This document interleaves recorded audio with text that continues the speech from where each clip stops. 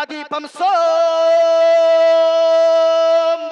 विष्णुवेशम स्वरूपम असुमा सुगुमारूहा देव दत्तम जगतपति असिना साधु अष्ट अश्चर्य गुणवती गिरीश नीलगंधा अति ज्योतिमय प्रकाशम नतमस्तक भूमिष्ठम प्रभु गुणगानम नाफपुरीता लीड गच्छदीन प्रक्रम पवित्रम गंगा स्नानम मति पवित्रम पवित्रम पवित्रम। और वन किताब मेरे हाथ में मौजूद है, किताब में लिखा है, मैंने निशान भी लगा दिया है। अगर कोई देखना चाहे, कोई संस्कृत पढ़ना जानता हो, वो आकर किताब भी देख सकता है। इस्लाम क्या पैगाम देता है जरा गौर से सुनना।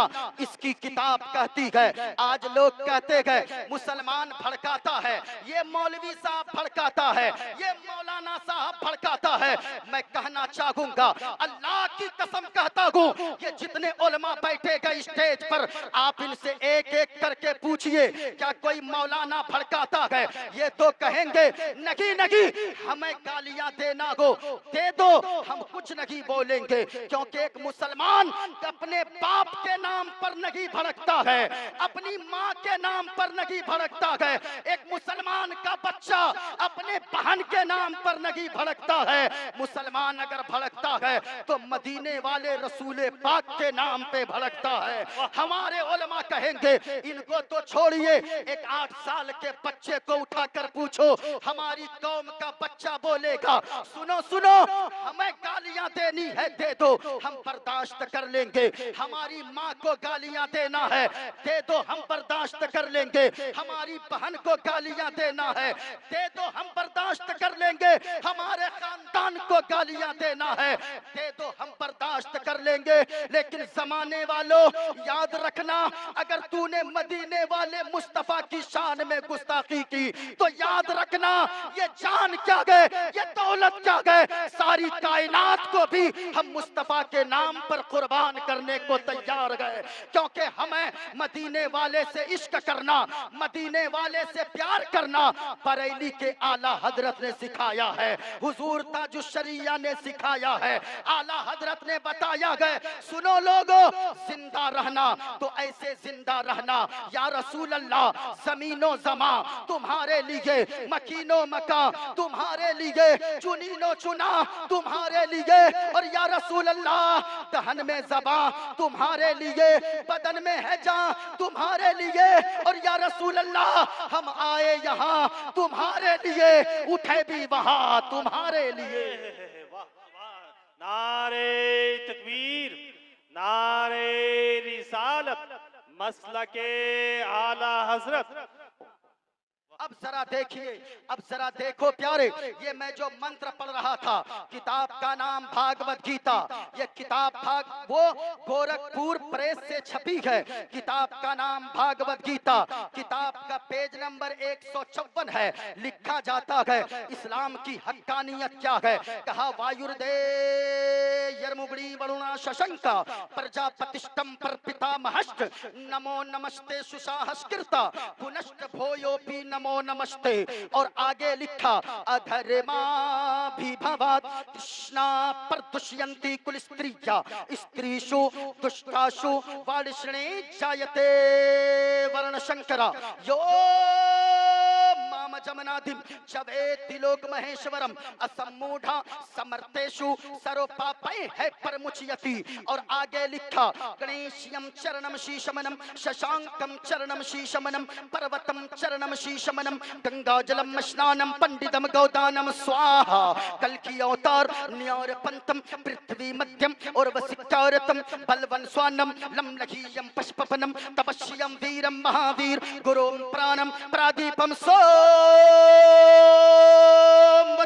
विष्णुवेशम स्वरूपम असुमा सुगुमारूहा देव दत्तम जगतपति असिना साधु अष्ट आश्चर्य गुणवती गिरीश नीलगंधा अति ज्योतिमय प्रकाशम नतमस्तक भूमिष्ठम प्रभु गुणगानम नाफपुरीता लीड गच्छदीन प्रक्रम पवित्रम गंगा स्नानम मति पवित्रम पवित्रम पवित्रम। और एक पंडित है लोगो, हैदराबाद का रहने वाला गए, नाम गए पंडित सोमनाथ वर्मा। वो पंडित जब चलता गए एक हाथ में त्रिशूल रखता गए, एक हाथ में छोटा सा लोटा रखता गए, माथे पे चंदन का टीका लगाता गए। वो पंडित जब चलता गए कुछ और बोलता गए, लेकिन जब जबान खोलता गए तो फिर मुस्तफा मुस्तफा बोलता है।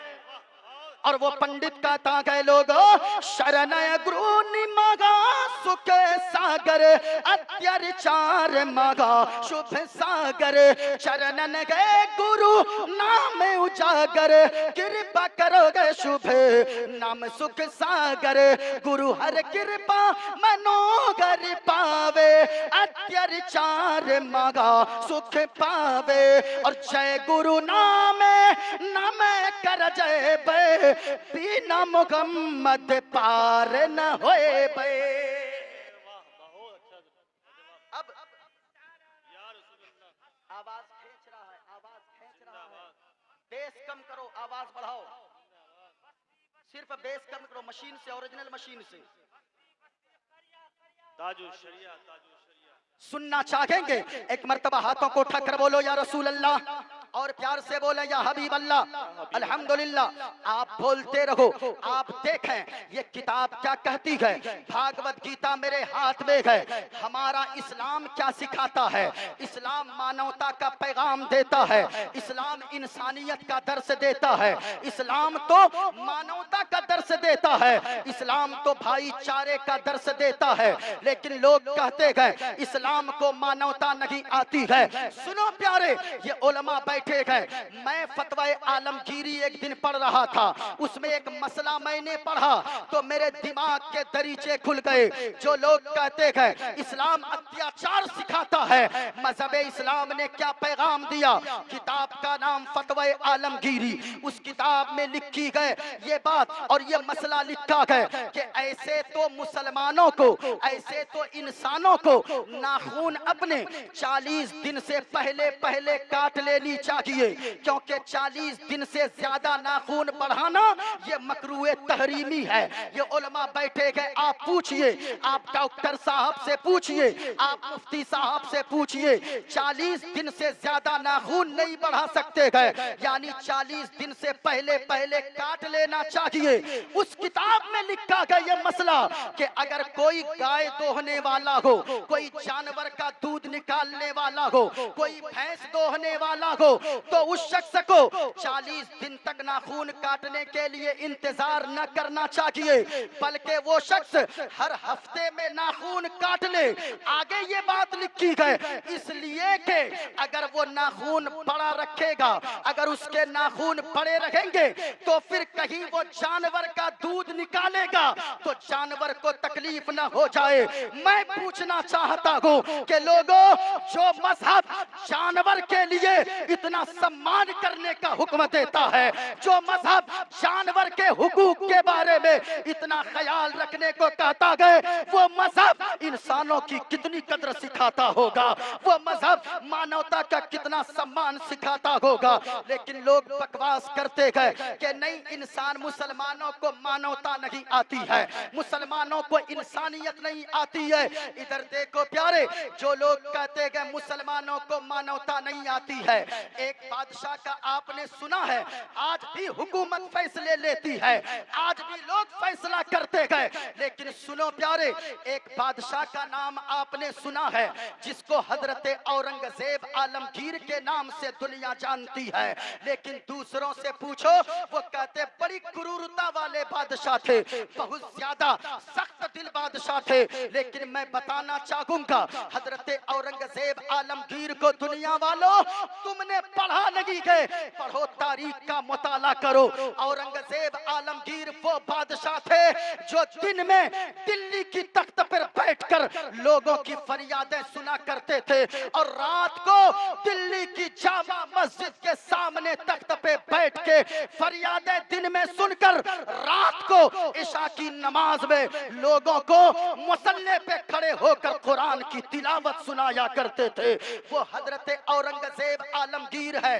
हजरत औरंगजेब आलमगीर वो बादशाह है, मानवता वाला बादशाह, वो बादशाह इंसानियत की का दर्स देने वाला। हजरत औरंगजेब आलमगीर के बारे में वाकया बताना मकसद नहीं, बल्कि बातें आप तक पहुंचाना मैं चाहूंगा। हजरत औरंगजेब आलमगीर ने बनारस की धरती पर एक इब्राहिम कोतवाल को, एक पंडित की बेटी की इज्जत की को तार तार करने के जुर्म में उसे पागल हाथियों को दोनों पांव में बांध कर दौड़ा कर फाड़ दिया था और दुनिया वालों को बता दिया था, ओ दुनिया वालों, वो तुम होगे या वो कोई और होगा जो मुंह देखकर, जात धर्म देखकर फैसला करता होगा। लेकिन औरंगजेब आलमगीर वो है जो मुंह देखकर, जात धर्म देखकर फैसला नहीं करता। अगर फैसला करता है तो इंसानियत की बुनियाद पर फैसला करता है। अगर फैसला करता है मानवता की बुनियाद पर फैसला करता है। मजहब इस्लाम की खूबसूरती देखना चाहते हो लोग, याद रखिएगा, जब जब जाहिलों के सामने इस्लाम को पेश किया जाएगा, जाहिल को इस्लाम की बातें समझ में नहीं आएगी, लेकिन जो अक्लमंद होगा, जो सच्चे दिल के कानों से इस्लाम को समझना चाहेगा। आज लोग किसी हमारी कौम के शराब पीने वाले को देखते गए और कहते गए अरे यही इस्लाम सिखाता है। किसी जुआ खेलने वाले को देखते गए, कहते गए यही इस्लाम सिखाता है। नहीं नहीं, इस्लाम को अगर समझना है तो शराबी से इस्लाम को मत देखो। अगर इस्लाम को देखना है, जुआरी को देखकर इस्लाम को समझने की कोशिश मत करो। इस्लाम को समझना है, हुजूर ताजुश्शरिया की जात का मुताला करते जाओ, इस्लाम समझ में आता जाएगा। गरीब नवाज की सीरत पढ़ो, गौसे आजम की सीरत पढ़ो, आला हजरत की सीरत पढ़ो, मदीने वाले मुस्तफा की सीरत पढ़ो, हुजूर की सीरत पढ़ते जाओगे, कलमा पढ़कर मुस्तफा का गुलाम बनते चले जाओगे। ये मजहब इस्लाम की खूबसूरती है। मजहब इस्लाम क्या सिखाता है, जरा गौर से सुनिएगा। इस्लाम के दामन में आकर तो देखो, इस्लाम इतना अच्छा मजहब है, इस्लाम इतना सच्चा मजहब है। इस्लाम तो बताता है, हुजूर फरमाते हैं, लोगों तुम उस वक्त तक कामिल मोमिन नहीं हो सकते, तुम्हारा ईमान उस वक्त तक मुकम्मल नहीं हो सकता जब तक के तू जो चीज अपने लिए पसंद करता है वही अपने पड़ोसी, अपने दूसरे भाई के लिए पसंद ना करे। यानी जो चीज तू अपने लिए पसंद करता है वही दूसरे के लिए पसंद कर। मैं आपसे पूछना चाहूंगा, जो चीज अपने लिए नापसंद करते हो, इस्लाम तो ये कहता है वो दूसरों के लिए भी नापसंद करो। एक बात का आपसे मैं कहना चाहूंगा, दिल पे हाथ रख कर बताना, हमारी बीवी को कोई देखे गलत निगाह से, क्या मुझे बर्दाश्त होगा? क्या मुझे पसंद आएगी? ये बात है। आपकी बहन को कोई गालियां दे, क्या आपको बर्दाश्त होगी? ये बात है। आप कहोगे नहीं नहीं। आपकी माँ को कोई गालियां दे, आप उसकी नट्टी को पकड़ लोगे और गले को दबा कर कहोगे मार दूंगा जान से अगर तू मेरी माँ के बारे में एक शब्द तूने गलत लफ्ज अगर तूने बका। मैं कहना चाहूंगा, अगर आपके घर में कोई ताक झांक करे, आपको ये बात पसंद नहीं, आपको माँ की गालियां दे, आपको ये बात पसंद नहीं, तो कभी आपने सोचा है जैसे आपको कोई माँ की गालियां दे आपको पसंद नहीं ये बात है, ऐसे ही अगर आप किसी माँ को गाली देते हो उनको भी तो ये बात पसंद नहीं आती होगी। आप अगर किसी के घर में ताक झांक करते हो उनको भी तो ये बात पसंद नहीं आती होगी। हुजूर ने फरमाया कि तुम उस वक्त तक पक्का मोमिन नहीं हो सकते जब तक कि तू अपने लिए जो चीज पसंद करता है वही दूसरों के लिए भी पसंद ना करे। कभी सोचो तो प्यारे, इस्लाम की खूबसूरती क्या है। इस्लाम तो बताता है अगर तेरा पड़ोसी यहूदी भी हो उसके साथ तू अच्छा सुलूक किया कर, उसके साथ तू अच्छे अखलाक से पेश आया कर। इस्लाम के दामन में आ जाओ और ये इस्लाम अगर समझना हो, देखो हुजूर ताजुश्शरिया की जिंदगी को, देखो आला हजरत की जिंदगी को, उनको पढ़ते जाओगे इस्लाम समझ में आता चले जाएगा। मुस्तफा क्या फरमाते गए, हुजूर फरमाते गए, लोगों याद रखना कि अगर इस्लाम को समझना चाहते हो, अगर तुम ये चाहते हो तुम्हारी जिंदगी में सुकून आ जाए, तुम्हारी जिंदगी में अगर चाहते हो चैन आ जाए, तो अब जितना अल्लाह ने दिया है उसी पे राजी हो जाओ, सबसे बड़ा मालदार तुम बन जाओगे। लेकिन आज हालत क्या है भाई साहब, एक साइकिल चलाने वाला मोटरसाइकिल वाले को देखता है और दिल मुस्तरिब होता है, या अल्लाह उसको इतना मिल गया, हमें कुछ नहीं मिला। याद रखिएगा जिंदगी में दुनिया में कोई सुकून से नहीं है। आप क्या समझते हो, आपको मोटरसाइकिल मिल जाए आप सुकून में आ जाएंगे, आपको गाड़ी मिल जाए फोर व्हीलर आपकी जिंदगी में सुकून आ जाएगा? नहीं प्यारे, सुकून जानते हो, मैं एक आर्टिकल कहना चाहूंगा, एक मेरे दोस्त ने भेजा, गौर से सुनिएगा।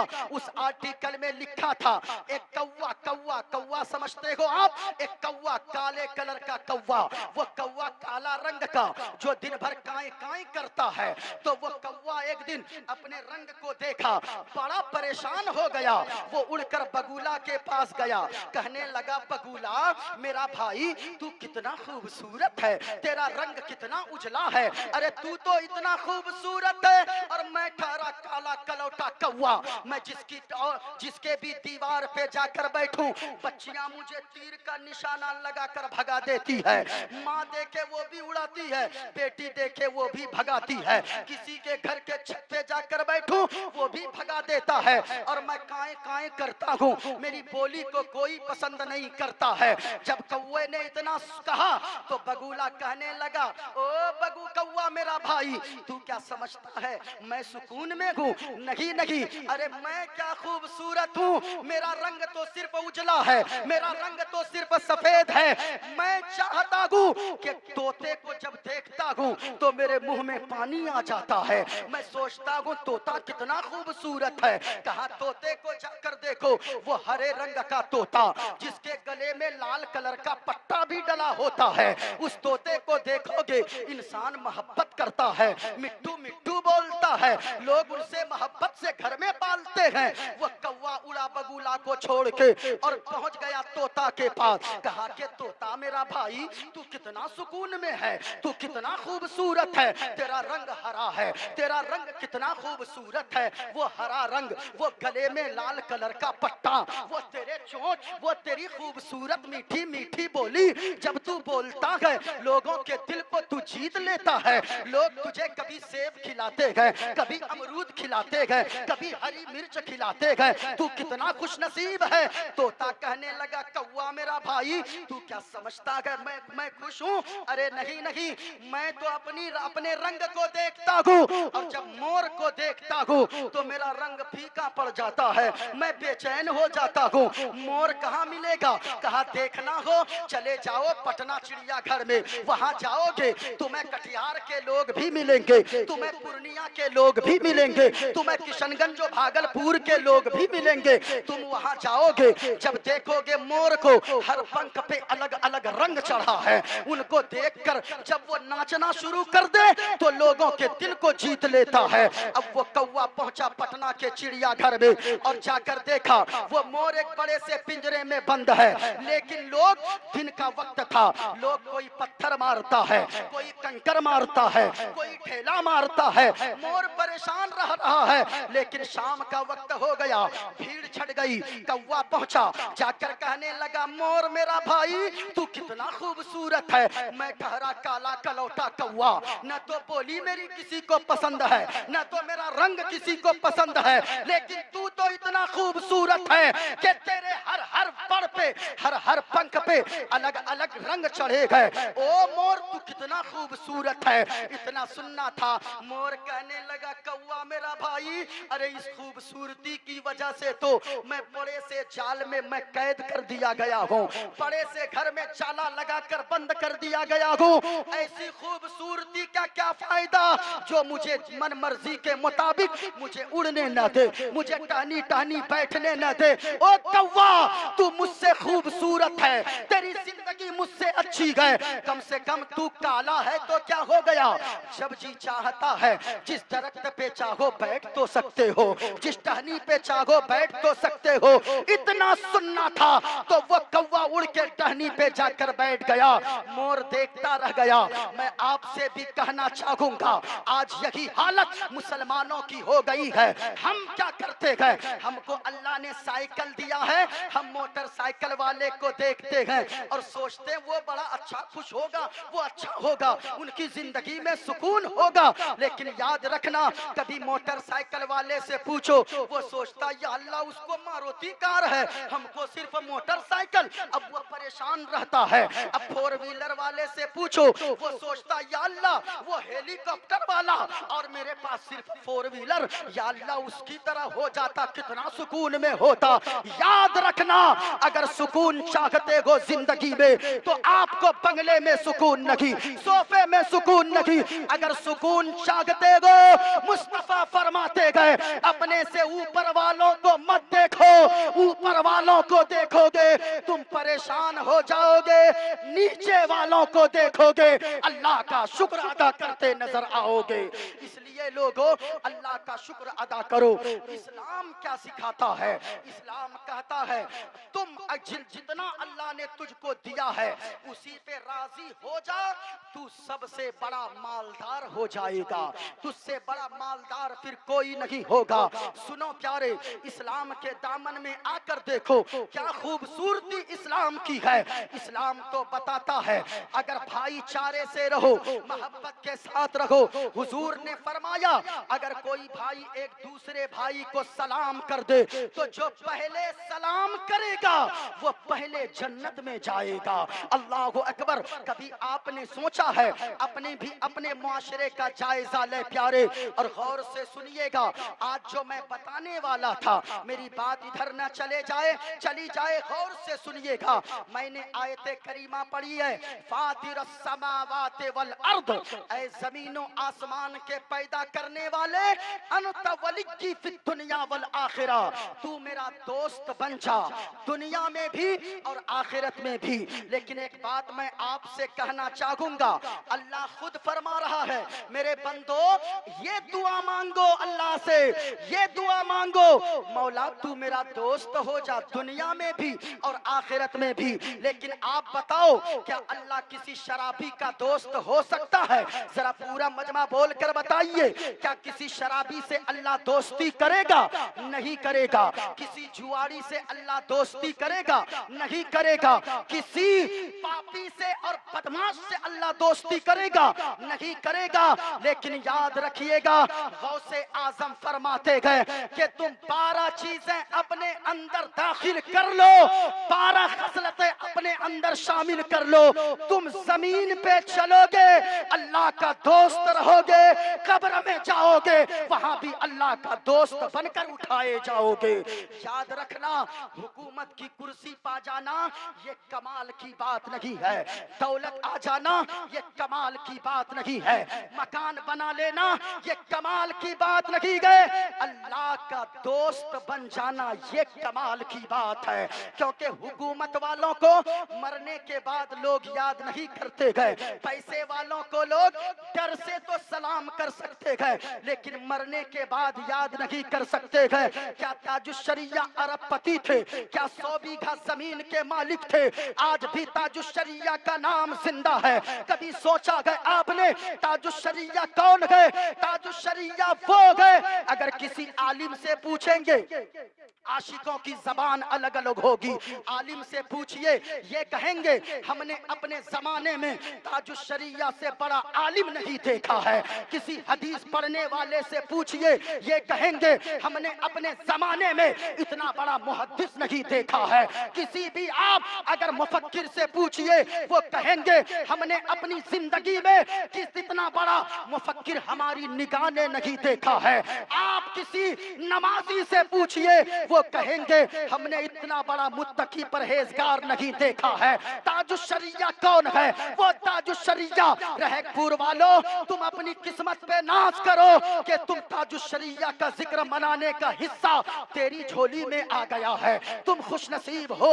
यकीनन ताजुश्शरिया देख रहे हैं। ताजुश्शरिया है कौन? वो ताजुश्शरिया जिनका जिक्र हिंदुस्तान में भी हो रहा है, जिनका जिक्र पाकिस्तान में भी हो रहा है। ताजुश्शरिया वो गए जिनका जिक्र पूरी कायनात में हो रहा है। बल्कि मैं कह दूं काबे में ताजुश्शरिया का जिक्र है, काबे के अंदर भी ताजुश्शरिया का जिक्र है, काबे के बाहर भी ताजुश्शरिया का जिक्र है। वो ताजुश्शरिया है। कभी देखो ताजुश्शरिया है कौन? गौर से सुनिए प्यारे, मैं जो बात बता रहा था, अल्लाह का दोस्त बनना ये कमाल की बात है। अल्लाह का दोस्त बनना ये बड़ेपन की बात है। सुनो मैं बता दूं अल्लाह का दोस्त कौन बनता है। गौर से सुनिए। आइए सबसे पहले कुरान की आयत सुनिए। अल्लाह कुरान में क्या फरमाता है? अल्लाह कुरान में फरमाता है यमशूना अलल अर्दी। अल्लाह कुरान में फरमाता है ओ लोगों तुम जमीन पे चलो तो सुनो सुनो, आजिज़ी के साथ चलो, इनकिसारी के साथ चलो, झुक के चलो। और अल्लाह फरमाता गए जो झुक के चलता गए वो रहमान के बंदे गए, जो झुक के चलता गए लोगों से झुक के मिलता गए वो अल्लाह का महबूब बन जाता गए। और आगे अल्लाह ने फरमाया वइज़ा खातबहुमुल जाहिलून क़ालू सलामा। कहा के सुनो, अगर अल्लाह का दोस्त बनना चाहते हो सुनकर उठना प्यारे। अल्लाह का दोस्त कौन होता है आपको अगर सुनना है, एक मर्तबा हाथों को लहरा कर बोलो या रसूल अल्लाह। देखिए ऐसा लग रहा है या रसूल अल्लाह, ऐसा लगता है कि जनाजा उठने वाला है। मैं अकेला आदमी, ऐसा लगता है मैं 3-3 4-4 घंटे बोल सकता हूँ, लेकिन आप नहीं बोलते हो। याद रखिएगा, एक नेता अगर आ जाए 1 घंटा भाषण देता है, 3 मर्तबा 4 मर्तबा बीच में पानी लेता है, लेकिन ये उलमा को देखो 3-3 घंटे बोल लेते हैं। हमको देखिए, अगर मैं जुब्बा उतार दूं तो आप मेरा बॉडी देखिएगा डर जाइएगा। मैं इतना खतरनाक बॉडी वाला हूँ, यानी पतला दुबला सिंगल चेचिस, लेकिन मैं जब बोलता हूँ ऐसा लगता है जिस्म अपना होता है, करम मदीने वाले मुस्तफा का होता है। जिस्म अपना होता है, फैजान हुजूर ताजुश्शरिया का होता है। सुनो प्यारे, मैं ये कह रहा था अल्लाह का दोस्त कौन बनता है। सुनो गौसे आजम फरमाते हैं, फिर मैं वहीं से ताजुश्शरिया की जात को जोड़कर पहुंचाऊंगा। गौसे आजम फरमाते हैं अपने अंदर 12 खसलतें पैदा कर लो, अल्लाह का दोस्त बन जाओगे। गौसे आजम ने फरमाया, किताब का नाम कलाइदुल जवाहिर है, मैंने किताब का मुताला किया है। कलाइदुल जवाहिर में लिखा है गौसे आजम ने 12 खसलतें अपने अंदर पैदा कर लो। जरा पूरा मजमा झूम कर बताओ कितनी खसलतें, जरा पूरा मजमा जोर से बताओ कितनी खसलतें। हाँ, 12 खसलतें अपने अंदर पैदा कर लो। ओ मोमिनो, ओ ईमान वालो, 12 खसलतें अपने अंदर पैदा करो, जल्दी जल्दी चलो। गौसे आजम ने फरमाया अगर तुम चाहते हो अल्लाह तुम्हें अपना दोस्त बना ले और अल्लाह भी तुझसे दोस्ती फरमाने लगे, तो सुनो अपने अंदर सत्तारी वाली खसलत पैदा करो। ये सत्तारी कहते किसे है? यानी किसी के ऐब को देखो, किसी की बुराई को देखो तो बुराई को देखकर उस पे पर्दा डालने की कोशिश करो।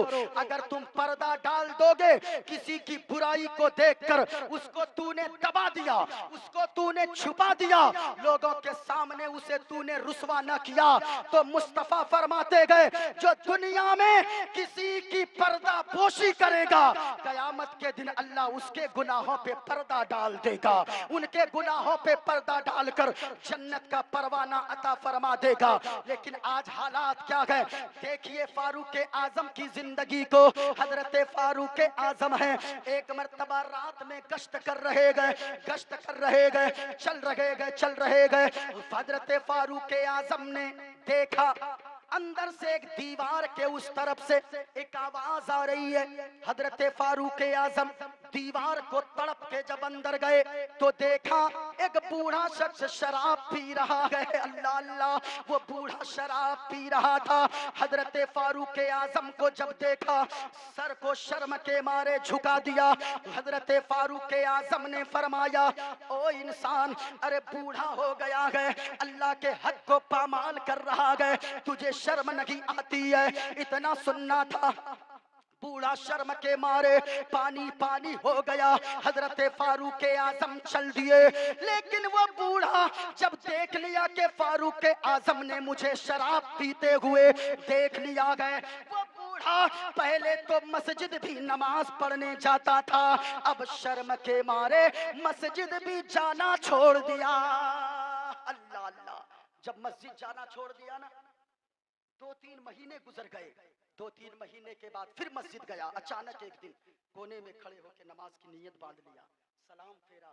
हजरत फारूक आजम करीब गए, उसके कान में कहा, ओ अल्लाह के बंदे, मस्जिद आना क्यों छोड़ दिया? सुनो, जब से मैंने तुझे शराब पीते देखा है, अल्लाह की कसम कहता हूँ, उस दिन से लेकर आज तक मैंने तेरे शराब पीने वाली बात को इस दुनिया में मैंने किसी के सामने बयान नहीं किया गया, अपनी बीवी तक को नहीं कहा गया। इतना सुनना था। वो बूढ़ा कान के करीब आकर कहने लगा, ओ फारूक आजम, आपने अगर किसी से न कहा गया तो सुने, जब से आपने मुझे शराब पीते हुए देखा गए, अल्लाह की कसम खाकर कहता हूँ, तब से लेकर आज तक मैंने शराब को कभी मैंने हाथ भी नहीं लगाया है। अल्लाह अल्लाह, वो है। लेकिन आज क्या होता है भाई साहब, आज किसी को चोरी करते देख ले, आदमी इतना चिढ़ाता है, चोरवा चोरवा चोरवा चोरवा, चोरवा का बच्चा, चोरवा का बच्चा, चोरवा का पोता, कई नस्लों तक चिढ़ाता रहता है। अब वो बेचारा जो एक मर्तबा चोरी कर लिया, चोरी करना तो हराम है, लेकिन अब अगर कर लिया है, आपने अगर उसे देखकर समझा दिया होता, अगर तू अकेले में आपने कह दिया होता कि तुम चोरी ना करो क्योंकि चोरी इस्लाम में हराम है, अगर मैं दोबारा देखूंगा। नारे तकबीर, नारे रिसालत, नारे रिसालत। शायरे हिंदुस्तान जनाब अजमत रजा भागलपुरी, नारे तकबीर, नारे रिसालत। मुफ्ती मोइनुद्दीन साहब क़िबला, नारे तकबीर। गौसे आजम ने फरमाया कि तुम अपने अंदर सत्तारी वाली खसलत पैदा करो, सत्तारी वाली सिफत पैदा करो, यानी तुम किसी को अगर गुनाह करते हुए देख लो तो उस पे पर्दा डालने की कोशिश करो। तुम यहाँ पर्दा डालोगे किसी की बुराई पे, किसी के ऐब पे, अल्लाह कयामत के दिन और दुनिया में भी, कयामत में भी अल्लाह तेरे गुनाहों पे पर्दा डालकर जन्नती बना देगा। गौसे आजम ने फरमाया, अगर अल्लाह का दोस्त बनना चाहता है, दूसरी सिफत ये पैदा करो, अपने अंदर गफ्फारी वाली खसलत पैदा करो। गफ्फारी यानी माफ करने वाला। अगर बेटा गलती कर दे उसे माफ करो, समझा दो। बीवी गलती करे उसे माफ कर दो। भाई गलती करे उसे माफ कर दो। अगर चचा गलती करे माफ कर दो। भतीजा गलती करे माफ कर दो। माफ करते जाओगे तुम यहाँ माफ करोगे, अल्लाह तेरे गुनाहों को माफ फरमा देगा।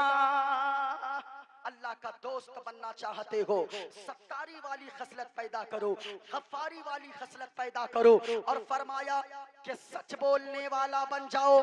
सच बोलो हमेशा, झूठ कभी ना बोलो। आज झूठ इतनी आम हो गई अपने समाज में, हर बच्चा झूठ बोल रहा है, हर बाप झूठ बोल रहा है, अक्सर लोग झूठ बोल रहे गए। याद रखना लोगों, अगर कोई झूठ बोलता गए। सुनो सुनो, अल्लाह ने कुरान में फरमाया गए, लानतुल्लाहि अलल काज़िबीन, झूठों पे अल्लाह की लानत है। अगर कोई झूठ बोलता गए, उसके मुंह से इतनी बदबू निकलती गए कि अल्लाह के फरिश्ते उससे दूर हो जाते गए। झूठ मत बोला करो। कितने घर को झूठ ने तबाह कर दिया, कितने घर को झूठ ने तोड़ दिया, कितने घर को झूठ ने बर्बाद कर दिया। झूठ मत बोला करो। एक बेटे के हाथों बाप का कत्ल हो जाए सिर्फ झूठ की वजह से, एक भाई ने भाई का मर्डर कर दिया सिर्फ एक झूठ की वजह से, एक शौहर ने बीवी को कत्ल कर दिया सिर्फ एक झूठ की वजह से। झूठ मत बोला करो।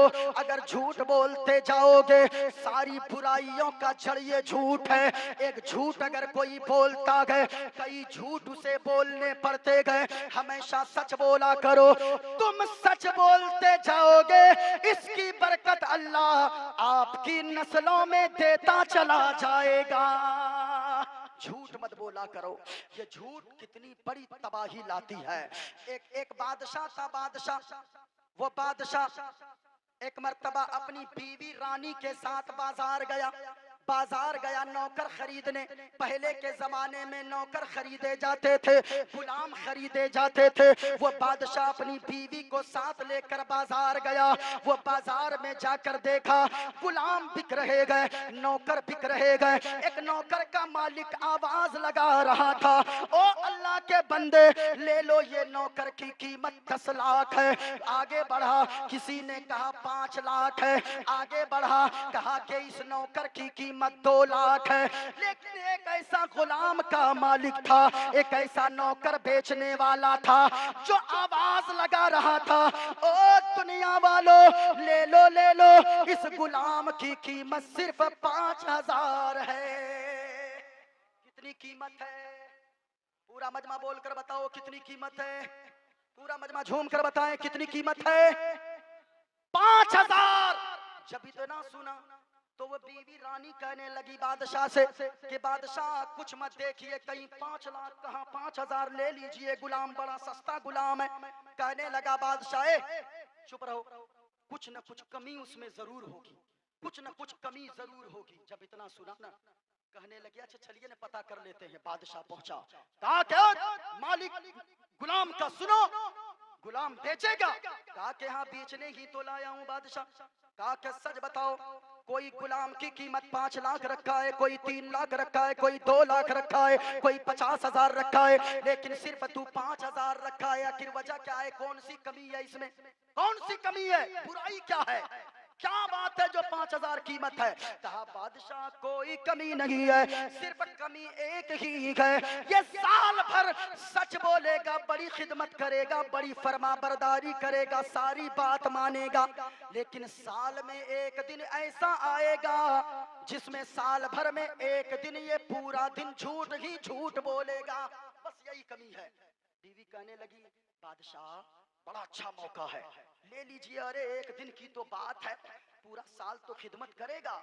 जब भी तो ना सुना बादशाह ने कहा सुनो, और कोई कमी तो नहीं है, अगर और कोई कमी रहेगी तेरी गर्दन मार दूंगा। कहा बादशाह जो आपका हुक्म होगा वो सजा के लिए तैयार हो।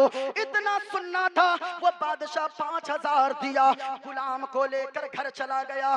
पहला महीना बड़ी खिदमत किया, दूसरे महीने में बड़ी फरमाबरदारी किया, तीसरे महीने में बड़ी खिदमत किया, चौथे महीने में बड़ी इज्जत किया, 5वें महीने बड़ी बात माना, लेकिन 6ठे महीने में आखिरकार साल का वो दिन आ गया जिस दिन वो नौकर झूठ बोलता था।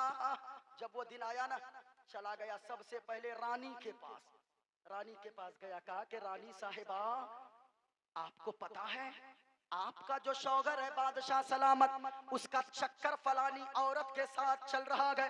रानी गुस्से में आ गई, क्या बोलता है? तुझे है समझ क्या बोलता है?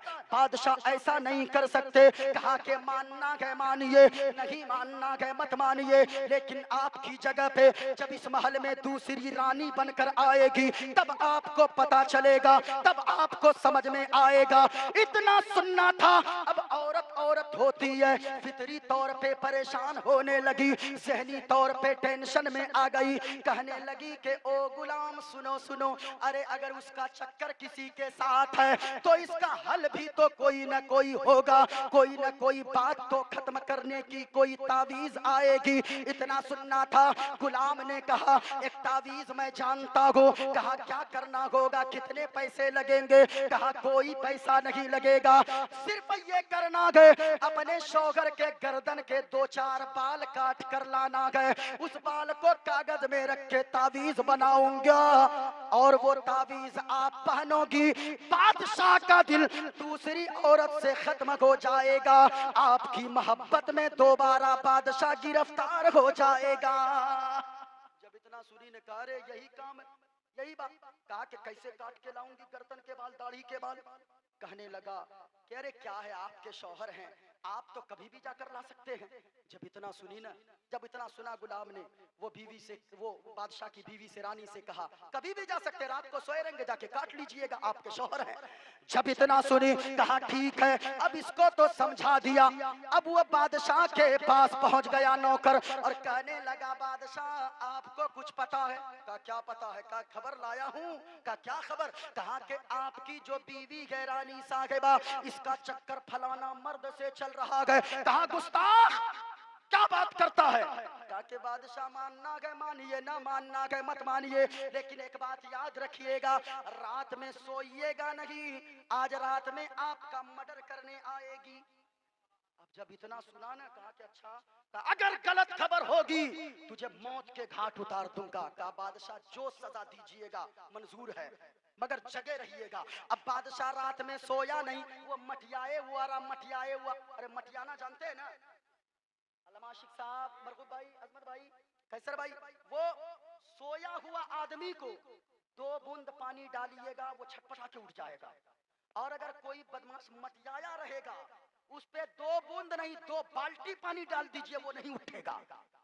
अब वो बादशाह मटियाए हुआ था। रात के 12 बज गए। इतने में देखा उसकी बीवी अपने आंचल के अंदर कुछ छुपा कर ला रही है। जब करीब आई, आंख खोल के धीरे धीरे देख रहा था, जब करीब आई अपने आंचल के अंदर से अस्तूरा निकाली। बादशाह का अच्छा, गुलाम ने ठीक कहा था, नौकर ने ठीक कहा था। इतना सुनना था, देखना था, बादशाह आओ देखा न था। अपनी बीवी, मोहब्बत करने वाली बीवी, वो प्यारी बीवी उसकी, जो उसकी मोहब्बत पे फिदा थी, जो उस पे प्यार लुटा रही थी, उसके हाथ से अस्तूरा को छीना, अपनी रानी को, बीवी को जमीन पे पटक दिया और मोहब्बत वाली बीवी का गला काट दिया। मैं आपसे कहना चाहूंगा, ये एक शौहर ने बीवी का गला काट दिया सिर्फ किस वजह से? एक झूठ की वजह से। जो झूठ गुलाम ने फैलाया, वो लोग कितने खतरनाक होते गए समाज में, जो झूठी बातें फैलाकर किसी की इज्जत को उछालते गए, किसी को रुसवा करने की कोशिश करते गए।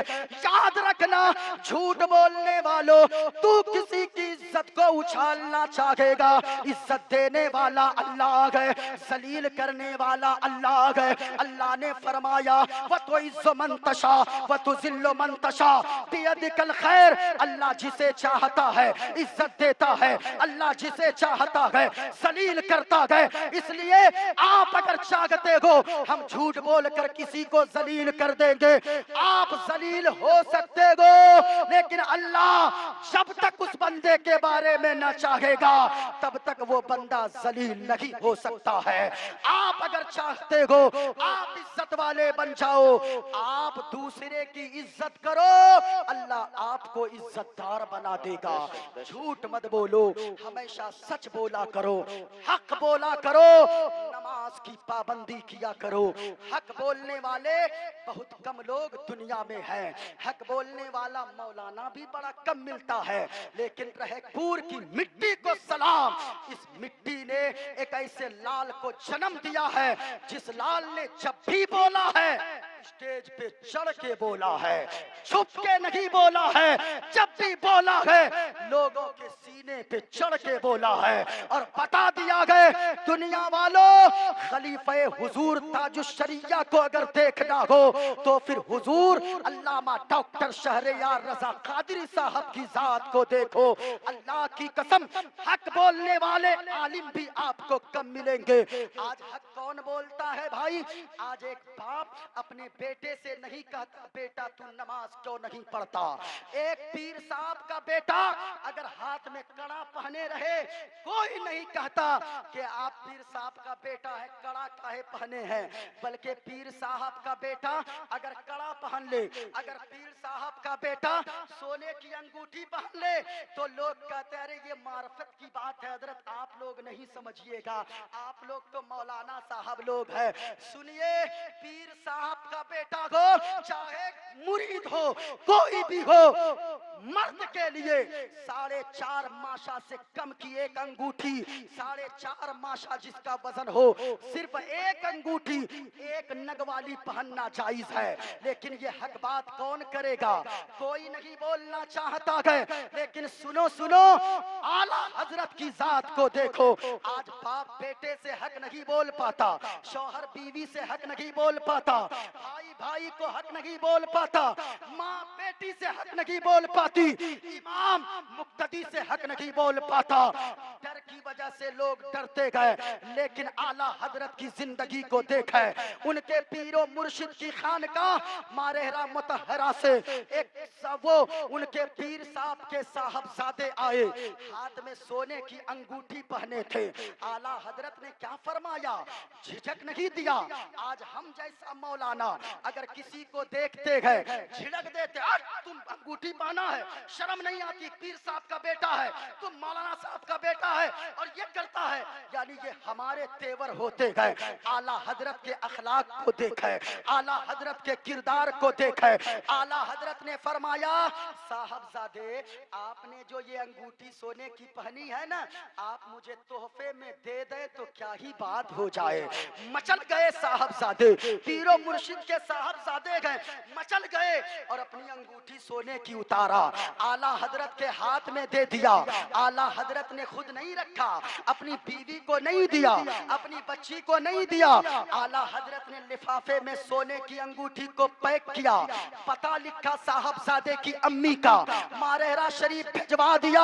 और जब भिजवा दिया तो उनके मुरीद के, उनके पीरो मुर्शिद के साहबजादे ने जब यह मंजर देखा तो सच्ची में उन्होंने कहा, हक बोलने वाला अगर कोई है तो वो आला हजरत की जात है। लेकिन आला हजरत के जो मुफ्ती आजम हिंद है, मुफ्ती आजम हिंद के सच्चे जानशीन हुजूर ताजुश्शरिया ने हक क्या बोला। आखिरी बात सुने, मेरी गुफ्तगू खत्म। ताजुश्शरिया जब पाकिस्तान गए, सुने आला हजरत के साहबजादे मुफ्ती आजम हिंद ने जो अपना नाइब और जानशीन ताजुश्शरिया को बनाया है, ऐसे ही नहीं बनाया है।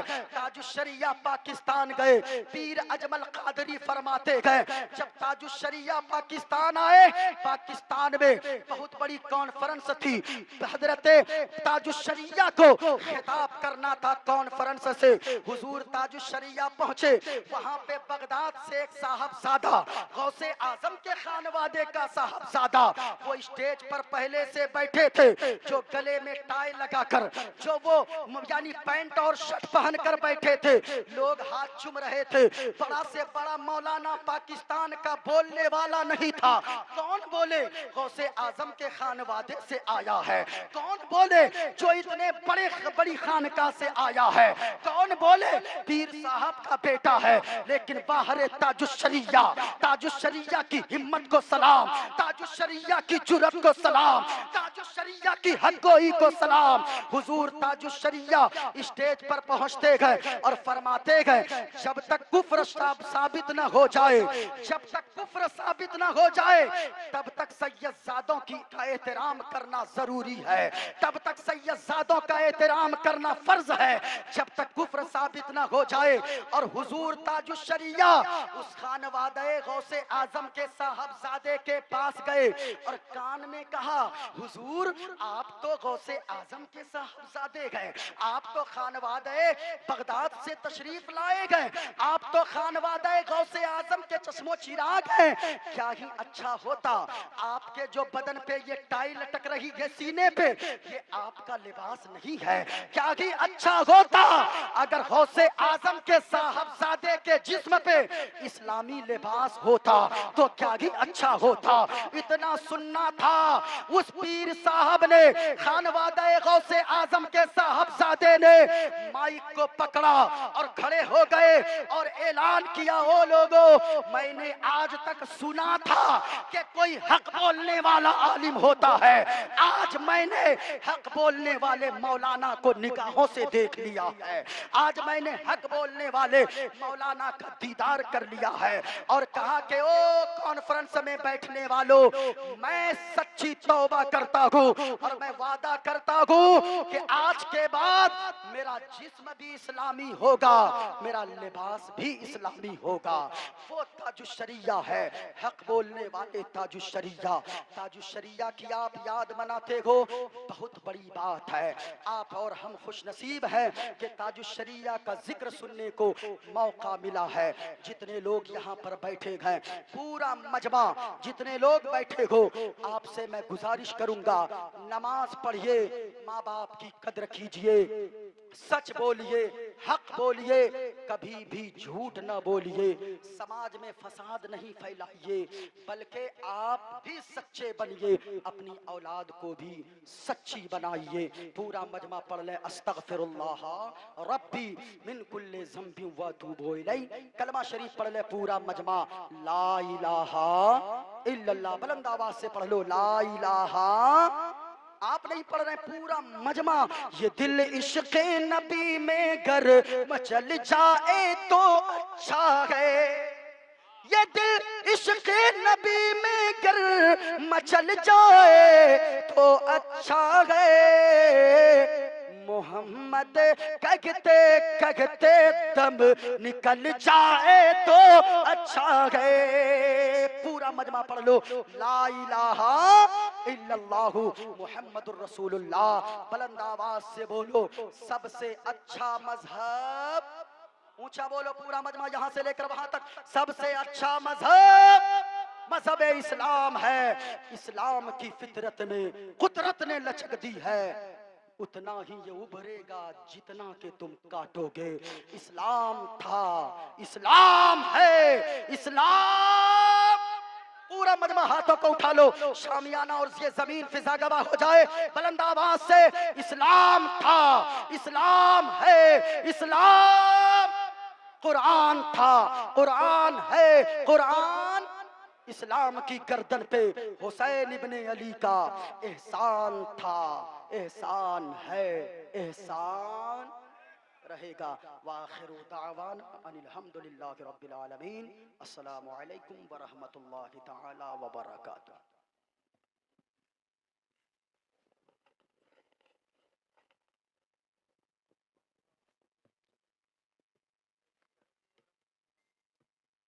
गुलशन इस्लाम पे बिजली गिराना छोड़ दो।